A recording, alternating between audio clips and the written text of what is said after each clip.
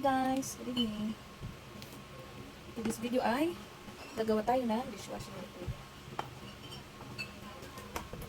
Inuna ko yung islis. Islis muna ang uunahin.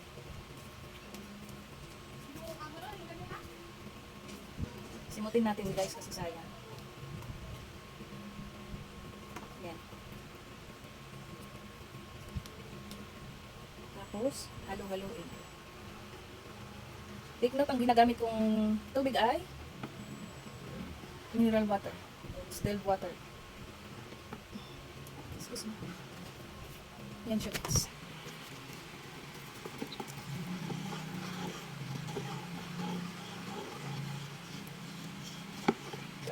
Yan. Antayin nyo yan na matunaw. Antayin nyo muna na matunaw bago kayo mag-proceed sa iba pang sangkap sa paggawa ng dishwashing liquid. Kasi, ang mangyayari niyan kapag ilagay nyo na yung ibang sangkap na hindi pa siya tunaw, ganyan pa siya, ay pangit ang kalalabasan. Kaya, kailangan gagawa ka, tunaw na siya. So ngayon dahil gabi na, time check ay 9:34, bali ang gagawin ko ay overnight ko to, islis muna ang aking ilalagay. By tomorrow, to follow naman yung ibang mga sangkap para sa paggawa ng dishwashing liquid. So update po tomorrow para sa ibang procedure na gagawin.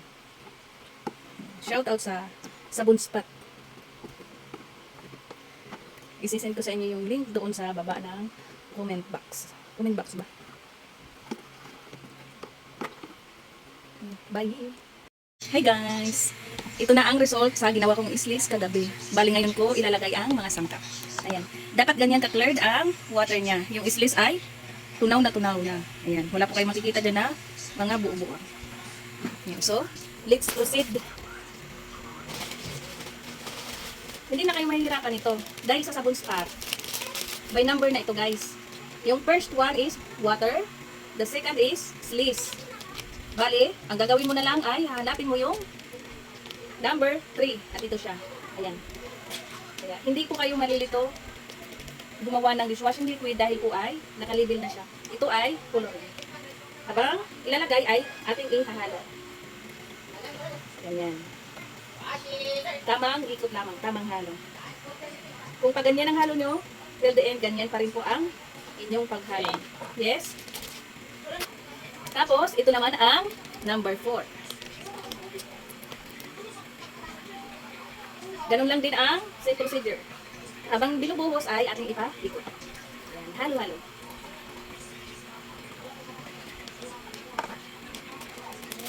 Siyempre, pigayin natin. Sayang eh. Proceed naman tayo sa number 5. Dahan-dahan ulit at haluin.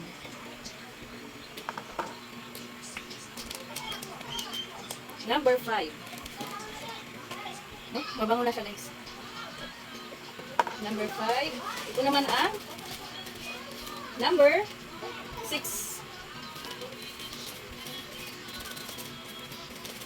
Maliit lang din ang nabutas. Tapos, paunti-unting ibuhos. Habang binubuhos ay ating ihalo. Ayan.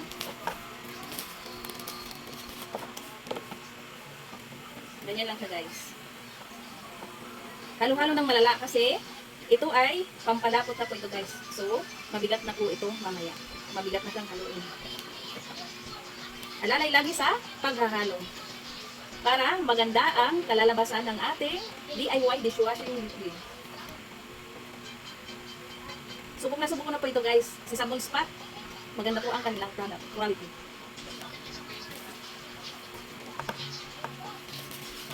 Naiibit. Lang. Halo-halo lang guys. Tsaga lang tsaga.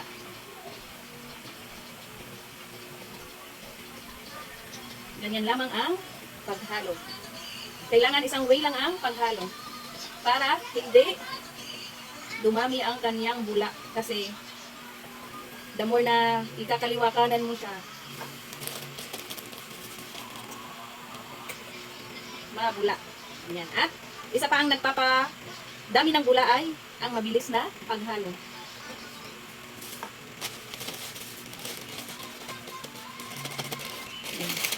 Halo muna natin guys. Medyo marami kasi ito. Haluin muna natin ito. As you can see, malapot na ito guys. Kasi ito ang pampalapot. Ayan. Ganyan. Approx po ito na 18 liters. Pero ang quality niya is maganda pa rin po. Hindi pa po ito tapos guys. Pero tingnan nyo naman. Wala pa yung degreaser. Wala pa yung foamer. Yan. Pag ganyan na ang kanyang texture, let's proceed to number 7. 7.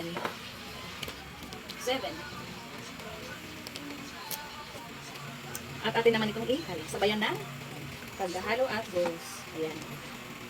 Tumulo siya guys. Ang flavor pa lang ito, dahil gustong gusto ito ng aking mga suki ay calamansi. Calamansi flavor. Tapos, number 8.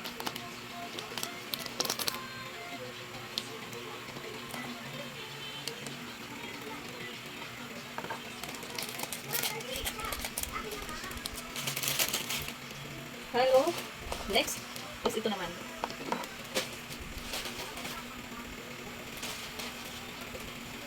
Number 9.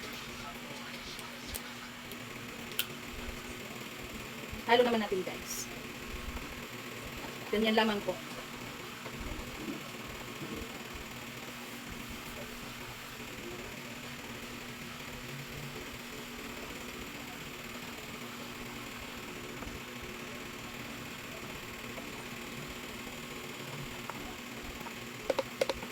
Kung pwede lang bigayin ko ito eh. Charot lang. Ayan. Pero kailangan natin sinutin kasi sayang din. And lastly is number 10.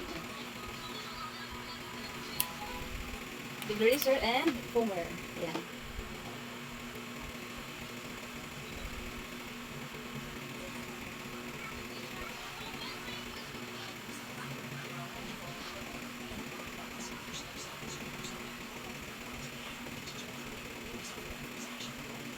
Ayan. Take note guys, kailangan matyaga maghalo para maganda ang kalalabasan ng ating product. Ayan.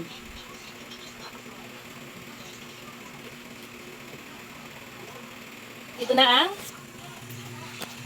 ating gawang DIY dishwashing liquid by Sabon Spot. Ayan. Guys, approx na ito ha. Almost 18 to, ano na nga to eh. 19 na nga to eh. 18 to 19 na nga to. Pero tingnan nyo naman po yung quality niya. Malapot pa rin at mabula. Ayan. Bali, ang ginavil ko sa Sabon Spot ay 12 component na siya. Ganyan siya kalapot guys. Ayan. Diba? Kailangan ang paghalo ay dahan-dahan lamang para hindi siya umapaw ang bulayan. Diba? Nakita nyo naman guys. Ayan. Ganyan ang quality ng Sabon Spot. Diba? Tapos, i-rest muna natin ng 24 hours. Bali, bukas ko na po ito i-repack. Bukas ko na po isasalin sa litro. Sa 1 litro. Ayan. So, yun lamang po at maraming salamat. Guys, pahabol. Na-surprise ako kay Sabon Spot. Wait lang ha. Kasi, yung dati kong binili na dishwashing liquid is hanggang ganung level lang siya, hanggang 10. Take note guys, hindi ko napansin sa plastic. Mayroon pang kasama. Proceed tayo sa 11, 12, and 13. Ayan yung sinasabi na 10 component, kumbaga, doble na ang degreaser, doble na ang foam booster, doble na yung scent. Marami na siyang, kumbaga, plus 2, ay plus 1, ganyan. Ayan, so ilagay na natin guys. Number 11, galing. Uy, Sabon Spot, baka naman. Hi sir, Sabon Spot. Ayan guys. May pa-surprise. Kasi ito lang talagang nakasanayan ko hanggang 10. Hindi ko siya napansin. At kulay black pati, hindi ko napansin. Palabongga. 11. 11 na yun guys.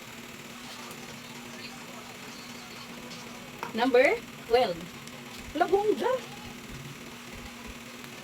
Ang ano kasi, 7 component is yun lang. Ito, 10 component. Lalong bumigat siya, guys. Ang ganda ng product niya sa Boomspot. Ang galing. Dito naman tayo sa 13. Ang bigat na niya, guys. Diba? Kahit lumampas ka ng 18 kasi ang approach nito. Kahit lumampas ka hanggang 20, kaya pa rin sa Boomspot pa laputin ang ating dishwashing liquid na DIY. Let's proceed number 13. Last na po ito. Last na talaga, promise.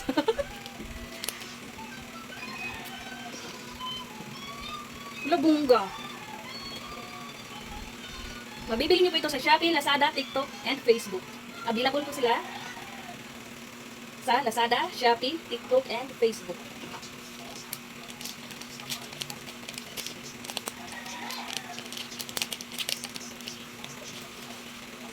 Halo na natin.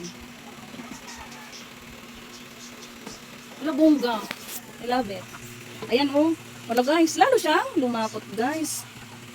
Ayan oh. Ay bongga. Walang galing. May pa-surprise na 3.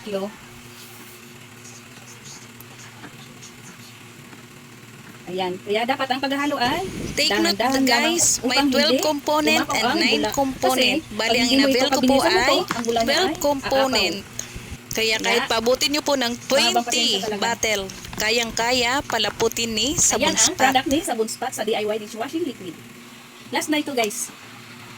Wala nang idadagdag. Yun lamang po at maraming salamat. I-rest po muna natin ito ng 24 hours by tomorrow. Anong oras na? Time check. 1:07 PM. Ilalagay ko na po siya sa bote. Sa plastic bottle. Yun lamang po at maraming salamat.